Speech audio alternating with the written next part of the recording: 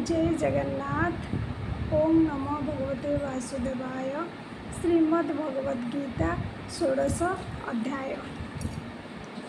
चिंताम परिमेयं च प्रलयांतामुपाश्रिताः कामोपभोगपरमा एतावदिति निश्चिताः। तथा सेमाने मृत्यु पर्यंत रहुथिबा असंख्य चिंता को आश्रय करी विषय भोगपरायण होई एहा ही सुख बोली मने करंती। आस पास सतिर्बाधा काम क्रोध परायणा इहंते कामभोगार्थ मन्यायनार्थ संचयान।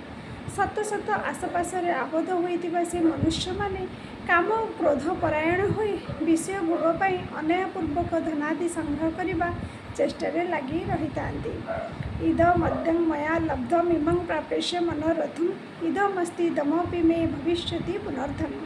से मैंने भावती मु आज यह पाईगली और एथर ही मनोरथ पूर्ण हो मो पाखे एतिकी धन अच्छी और आहरी एतक धन मोर हो।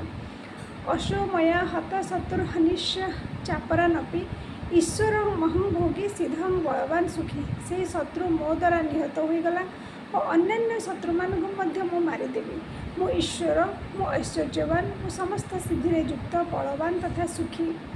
आढ़ विजयन वनस्मि क्वनस्ति सदृश मया जक्षेदस्यामि बुद्धिसंग इतज्ञान विमोहिता। अनेक चित्त विभ्रांता मोहजल समावृता प्रसक्त काम भोगेशु पतंती नरकेषु च। मु विराट धनी और विशाल कुटुंबी मो समान आउ किए अच्छी।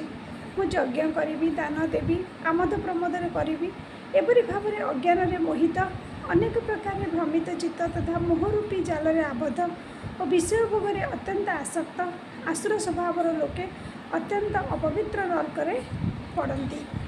धन्यवाद।